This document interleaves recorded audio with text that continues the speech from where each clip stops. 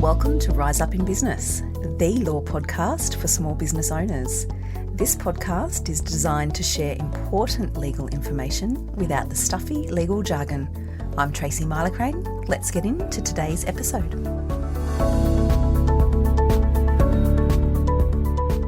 Hello everyone and welcome back to the Rise Up in Business podcast. Welcome to episode 88.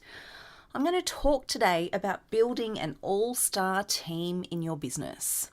I know from my experience and from my experience working with so many business owners that we inevitably reach a point in our business where we are considering growing our team. Now that could be outsourcing to a contractor, or it could be growing in the traditional sense of bringing in employees. But when we get to this point, we're met with that internal struggle, which is, I've worked damn hard to get my business to this point. The people that I bring in to support me need to be the right people and they need to align with the business so that the business continues to grow in the way that I want it to. And it's bloody hard because getting the right people is not easy. I support my clients a lot through the process of starting and looking to engage contractors or employees, and then navigating troubled waters or those tricky situations that pop up, and then offboarding when things just don't work out and you really need to work out how it is you're going to move forward because the situation has become untenable or it's so uncomfortable and you've got that sinking feeling in your stomach of, oh, I know this is the wrong fit, but I don't know what to do about it. So from a legal perspective, there's things that need to be considered so that you're not exposed to an unfair dismissal case, for example, or so that contractors are offboarded in the right way and you're preserving the integrity of your confidential information or your processes and systems. So there's lots of considerations from a legal perspective. What I wanted to do today is capture my takeaways from all of my personal experience and all of the experience of working with my clients through these situations to share with you what it is that I say is important and what it is that I say needs to be the focus when you're wanting to build an all-star team. First of all, what I'm not going to do today is talk to you about the decision-making process about how to decide if it's a contractor you need or if it's an employee you need. If you want to hear more on that, episode 74 will be really valuable for you. I talk about exactly this in that episode. I'm also not going to harp on, again, about the need or the importance of legal documents, regardless of whether you have an employee or a contractor. I've done that already, and you can listen to what I've got to say about that in episode 75. In today's episode, I'm going to focus on sharing with you what I've observed as being the key focus areas to set you up for success, to build that all-star team that you really want to build in your business. The first thing I'm going to talk about, which may sound obvious, but trust me, once you start digging into the detail, it's a lot more involved than what you initially think, and that is getting crystal clear clarity on what you want and what you need in the role. So people often say, well, of course, Tracy, I know that I need to grow. I'm clear that I need an office manager or a business manager, or I'm clear that I need some admin support. But what does that actually mean? So when I say get crystal clear clarity, what I mean is the value of spending time before you even start looking to fill the role. Spend the time to drill down and brain dump in as much detail as you possibly can exactly what it is you need this person to do.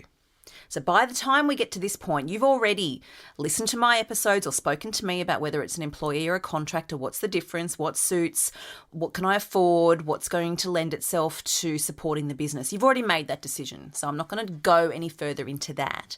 But once you've made that decision on what the capacity of the role is it an employee or is it a contractor, sitting down to drill down and spend some time really thinking and imagining the role. From what I've seen, this can really make or break the success of recruiting in this role. I kid you not. I've done it myself. I've actually thought I just need this in my business. It'll be right with the right person, then I'll mold the role. But it doesn't work. From my own experience, I can say to you hand on heart, it doesn't work. This is not the first law business I've run. And I have got loads of less than stellar examples that I can share and that I'm drawing on to say, trust me, that doesn't work. And when my clients come to me and they want me to help them navigate tricky situations, It is not because they had crystal clear clarity when they were recruiting. It's the reverse. It's because they didn't. And it's because things got out of hand and because things morphed in a certain direction that the clients weren't anticipating and that they didn't want that to happen, but it just took on a life of its own. These tricky situations tend to do that. So to avoid that and to set yourself up for success and to set your new team member up for success, taking the time, and I mean serious time, away from the office, away from the desk, in a different environment where you're fresh, where you can be creative, but taking the time to get really, really clear on what it is you want this person to be doing on a day-to-day, what that you want them to be contributing, and what else you want them to be doing to support the business is vital. You've got to know that. And in fairness, to attract the right person, the high quality type of person, they deserve this level of clarity too. So really, you're serving both yourself and your new team member. Once you've got this list, once you've got this vision and this clarity around what it is that you need in your business, my advice to you, as challenging as this can be, is not to negotiate on what it is that you've outlined. I'm not talking about being rigid and not being fluid or flexible for the right person. I'm talking about not negotiating on what you need. Someone's come along, but I really like them and they really deserve this opportunity and I know they'll be a great fit, but they can't do A and B on my list and, oh, that was really important and I really wanted, but that's okay because what I'll do is I might actually recruit someone else for that later.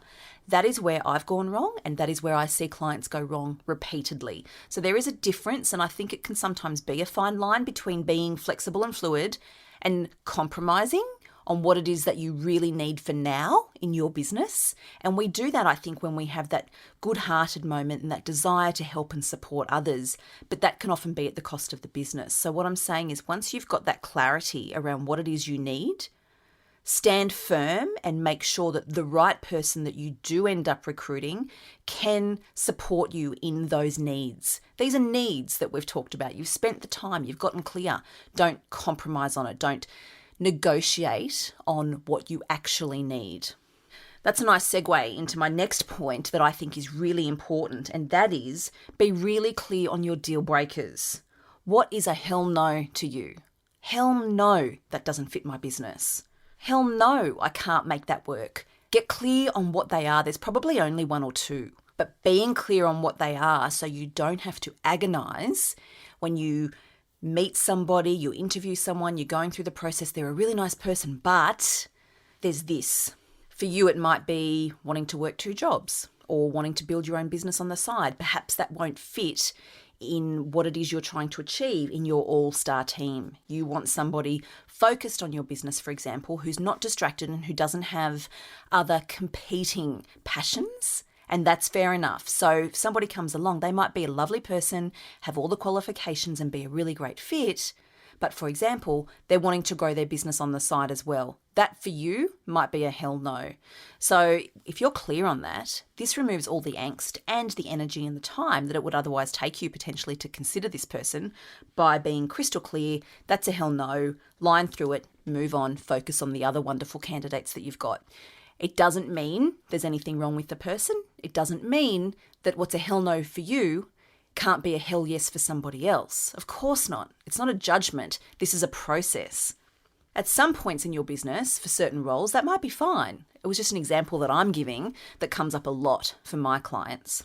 It's an example of what can be a really strong hell no. You'll have others, but once you're clear on them, it really helps you streamline and navigate the process of how to identify the right people who really are going to fit that all-star criteria that you want to grow and nurture in your business. The next point that I'd like to talk about is knowing the key performance indicators for the role. So they're KPIs, you'll hear them referred to. Know what they are at the outset so that you can communicate with your right person, with your all-star quality person, exactly what the expectations are of them. I talk often about setting yourself up for success, but you're setting yourself up for success and you're setting your new team member up for success if you are able to be clear about what is expected from them ongoing and what are their KPIs going to be. If you don't have those, it can be very difficult to measure somebody's performance. And if you've got the right high quality, high caliber person, it can be difficult and challenging and underwhelming for them to not know what it is that they're aiming for, what it is that they're striving for. Knowing that at the outset and being really clear about the ongoing expectations in the role can be the difference between longevity and a beautiful, flourishing employer-employee relationship, or one that harbours frustration and potentially confusion, which compromises any long-term success or longevity of the role. Remember, we are going for high quality, high caliber people to fit in with the all-star team that you want to create. The expectations that you have of them are high. So they're entitled to have high expectations of you as a business owner. So they're entitled to know what it is that you want them to achieve and how it is you're going to measure their performance. And of course, it comes down to the right person as well. Loyalty, personality, integrating into the team, their energy. But it also comes down to key performance indicators, what it is they're being measured against and what it is they're striving to achieve for you. Transparency is key, in my view, when you're looking to bring somebody in to elevate your business and to support you in your business to continue to grow. Transparency is key. So in order to be able to be transparent in a meaningful way, we need to plan. There is no substitute for preparation, and planning is a part of that. So when you reflect now on what I've said here in relation to getting crystal clear clarity on what it is you want and need in the role, being clear on what your deal breakers are, what's a hell no to you, knowing how it is this person's performance is going to be measured and how it is you're going to give feedback, how are you going to conduct your reviews, and what are you going to base your conversations on. Knowing all of that means that you can be transparent and you are setting yourself up and your new team member up for success. You can't get that clarity to deliver that transparency without proper planning.